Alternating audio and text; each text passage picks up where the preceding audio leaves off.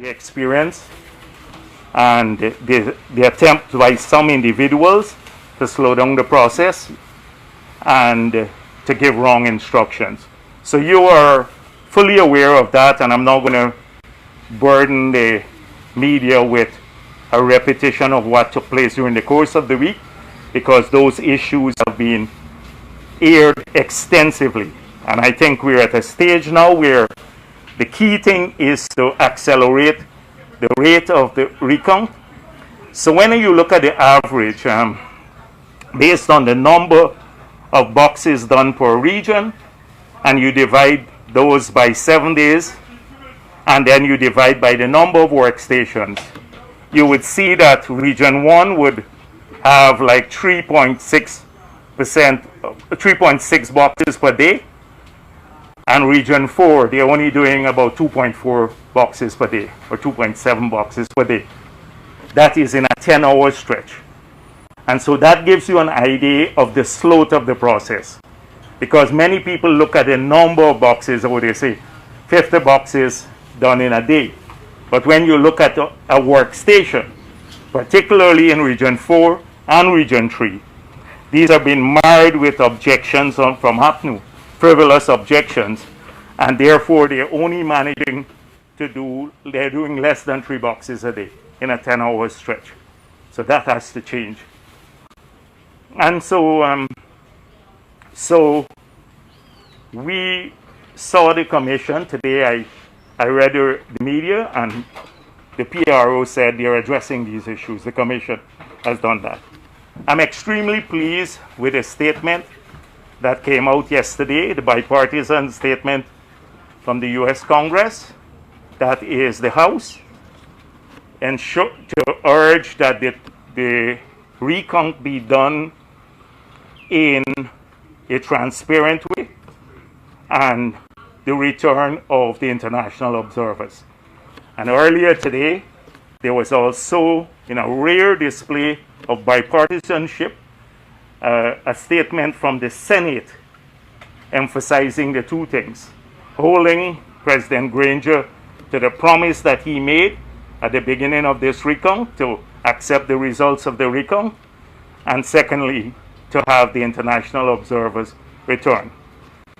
We learned that this government, the COVID task force, has given ExxonMobil permission some 8 times to bring in a large number of people from all around the world, of different nationalities, and to take people out.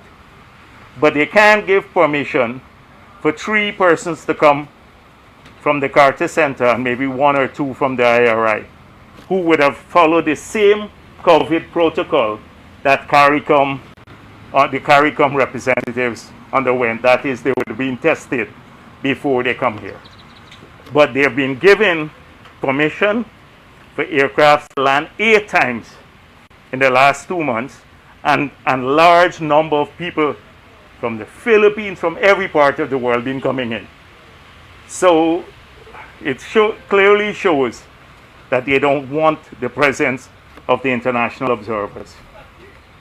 And so we're going to be pressing them to ensure that international observers come here. I hope that President Granger heeds the call of both the Senate and the House of the United States of America, and civil society and all the political parties, and to give permission to the observers to come back here. We have seen a lot of frivolous reports, and those are being dealt with. Objections from APNU about people who migrated, who they gave a long list of names, and those names are not even on the tick list. That is the mark list. So it's just an exercise, and this, we predicted this before the start of the recount. We said that APNU knows that they lost the elections. They have their statements of poll. They refuse to release the statements of poll because those show that they lost. And so the excuse would have been to try to to use things that are not germane to the outcome of the elections to create an environment where they can argue for an annulment of the poll and fresh elections. That was decided at Congress Place. We had the intelligence to show that. And therefore, consistent with that approach, we have seen all of these frivolous objections. So we want the recount to be completed. We want it to be done expeditiously, transparently, and whatever the outcome is, there must be a declaration based on the recount. That's it. From the Guyana Chronicle, you spoke about the need to accelerate the pace at which you're counting ballot boxes. The Commission would have indicated that they're willing to increase the number, but they would have to consult the National Task Force before they do so. What's your position on increasing the number, given that we're in a COVID crisis pandemic, and that this would mean increased number of personnel operating within the center? Already there are approximately 400 people gathered in this facility. Yeah. It seems as though the restrictions for COVID coming from the government are from the task force actually are all concerned about elections. This is the only part of the country where the recount is being done that they want to uphold COVID protocols. I've just given you an example of how the COVID protocol was not upheld when they allow several aircrafts to come in from ExxonMobil bringing in people. Number two,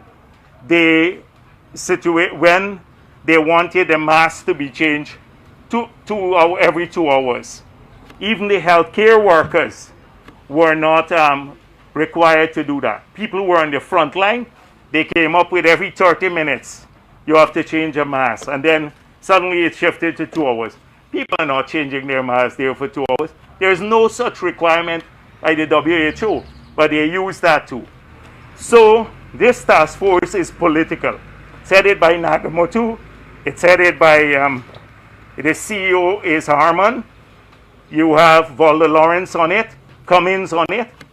Some of them are part of the plot to rig the elections, and they're using the COVID task force to slow things down. So, unfortunately, we have to now go to the same people to decide if you can increase workstations. Yes. But sir, you didn't say whether you support the increase. I support the increase. I am sure that you can have an increase in the workstations, and if all the protocols are observed, like when you go through here, they test you. First of all, for temperature, you have to wear your mask, enforce all the protocols that you can be safe. You also alluded to the concerns or the objections raised by the AT and the AFC as frivolous. Don't you think clearing up the concerns or taking into consideration those objections would lend to a transparent process? The process was reported on a long time ago. President Granger said the process was free and fair. The elections were free and fair. Basil Williams a couple days ago said the elections were free and fair. The chair of GECOM said the same thing. Every observer about election day activity. APNU had over 2,300 polling agents in every polling station, and they didn't have a single adverse report. Today, now they're deciding, strangely, who migrated, and the people's name are not even ticked, but they come up with some names out of the blue, typed up in these names, and say, these people migrated and they voted. When you check their list, their names are not even ticked on the list as having voted. And what about the case in which a commissioner that sits on the election commission stated that there were more ballots in a box than the actual person marked had voted? Well, the issue is every single issue there. I'm not going to repeat APNU's lies here. I'm not going to, which commissioner? Vincent Alexander is part of the plot to rig the elections. Vincent Alexander was one of the architects of the plot to rig the election, and it's being unfolded now. Why don't you ask Vincent Alexander about the Mingo's declaration? Here he said, actually he was asked by the media, and he said, oh, we shouldn't compare it with Mingo's declaration. Yet they made an overall declaration on the elections on the basis of Mingo's fraudulent declarations for Region 4, and it's still on their GECOM's website. Sir, you say that Mingo's declaration was fraudulent, but the court never ruled on the 13th. I'm not wasting my time with the Chronicle any longer. No, but the court I'm never not ruled that wasting Mingo's declaration my was time illegal. with the Chronicle any longer. The Chronicle is APNU's mouthpiece, and I am not taking any further question from you because you're spreading the lies. You will never heard a press conference and you will refuse to speak with us. If you don't want to speak with us, Yeah. then you should leave. Oh, really? Really? So, the member of the media she has been in an argument. Chronicle has been in an argument with. Okay. Okay, all right. Go ahead and ask me. Go ahead. I know that the court ruled on the 11th of March that Mingo did not comply with Section 84 of the Representation of the People Act. However, the court did not rule on the declaration made on the 13th, and you're alleging that it's fraudulent. I'm asking on what basis. I'm doing so. That he made a fraudulent declaration on the. Could you get to the question? That's what I'm doing. Okay, so the question is, on what basis am I saying that Mingo's declaration is fraudulent? On the 13th. On the both declarations, we have the evidence of him calling numbers out. The video is going to surface. We have the written notes that were taken by representatives of the parties and by the international and local observers who were present about the number of which box and what number he called out. We have demonstrated in 20 cases so far, 20 cases, that the PPP's SOP matches the statement of recount and differ by a large number from what Mingo declared. And Mingo's declaration have all been done in favor of APNU. In 20 boxes, he inflated the APNU figure votes by over 1,500 votes and took away over 175 votes from the People's Progressive Party. We have records, and at the end of the recount, you will have the tabulation, and you will see this is going to happen soon. The recount will come to an end, and then we will see what the final result is, whether or not it matches Mingo's figures, which is on GECOM site, or those of the People's Progressive Party. So you're going to have, that's going to come, that's inevitable. So Anyone else? From your Yes. feedback on the ground from your agents and so on, is your party making any objections, raising any issues at all in the various county stations? The recount is governed by a law, the Representation of People Act. It states clearly how a recount must be done. It is a recount of the ballots. Anything else is for an audit. So we have not found on the issues where you have the votes in itself and the voting itself, we have not found any discrepancy. Now, what we argued is that the list that the party agents would have and the GECOM, the presiding officer, may have, we have several cases where they have 4 lists. They took back, the presiding officers took back the list from the party agents and put them in the box. In one case, you had, for example, 290 ticked off on one of the lists. 291 in another, on another list, 289, and the fourth list I can't remember. But when they actually checked the number of voters, it was 290. So which one of the checked lists you will believe?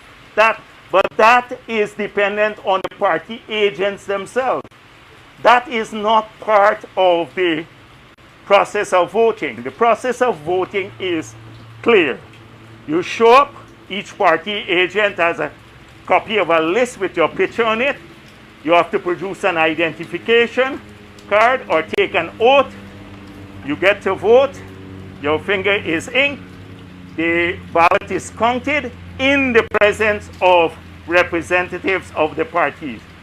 In every one of those stations, APNU has an agent. They sign off on the statements of poll that they witnessed this entire process and that it was all free and fair. Not a single objection by a party agent. Today, the narrative has changed. Yeah, Joe, why you focus on Region 4 only, the results? And so, Region 1 and Region 2, they are showing discrepancies with the recount. Really? Yeah, they're showing that. Like, which ballot box showed the discrepancy? They're showing Which ballot box showed the I don't discrepancy? know the recount, but No, but you just, I'm asking you, can you verify me in other regions? I don't have the information, but they're Well. showing that they are. Well, we have looked at all of the regions, and in every case of the 311, I think, boxes counted so far, there has been no discrepancy with the number. The SORs match the SOPs with the exception of the rejected ballots where you have like 2. Today we gained 6 because today we gained 6 ballots in just up to this morning because when in the stations there were rejects and they decided, GECOM decided that they will look back at the rejects to see which party it will go in favor of. So some days, in some boxes, APNU will get 1 or 2 votes more, and in some cases, the PPP will get a couple of votes more or the other parties. But that is it. In all 311 boxes, the SOPs that we posted and that everybody they use in the tabulation for those regions match perfectly the SORs. So what are you comparing the SORs to? What? What are you using to compare the SORs For Region 4? for the regions that have been counted so far? The statements of poll that we have. The statements of poll that we have. And APNU has not released a statement. APNU has statements of poll for all the regions. So they have not said, Region 1 or Region 3. Here we have a statement of poll from Region 1 or 3 that differs from the statement of recount. That is why the entire country is saying, why don't you release your SOPs? And I ask that again. Is it by law that political parties should release their SOPs? No, man. It's not mandatory, but if you make an argument that you won, you would want to prove that. Now, these SOPs are public documents, right? Because they're posted outside of each polling place after they count. So all the parties have them, their copies. We, for Region 4, posted ours, right? They can easily do that and say, no, look, the figure on our SOP match Mingo's figures. They can easily do that. Why have they done that? And I know that APNU knows that it lost the election. That is why there is this change in the narrative. Just confirming that your meeting is postponed until tomorrow. No, I asked until the commission, rather than me go in and make advocate, because some of the same things that I saw in the media that the commission was addressing itself, or some of the things we plan to raise about the speed of the recount and stuff. As a major stakeholder, would you recommend that the commission stay within the timeline given? And would you agree to the extension of the workstations? And I heard some of the parties speaking to reducing some of the observations. Would you agree Yeah. to that at this point? I would agree to it because it's a commission been exploring these things. And anything that will speed up the process without affecting the transparency of the recount as provided for by the ROPA, that's the Representation of People Act. Anything that they can do. So, like for things that are not germane to that, the transparency of the count, I think the commission is within its powers to reduce those, but they must not affect the transparency of the count itself, the recount, because this is a recount of the votes.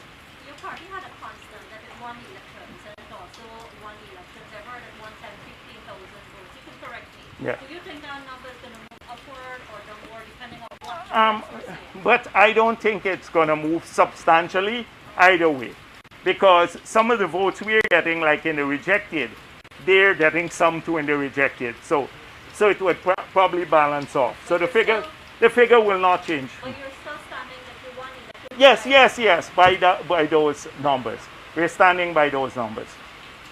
Okay. All right. Thank you very much. Thank you.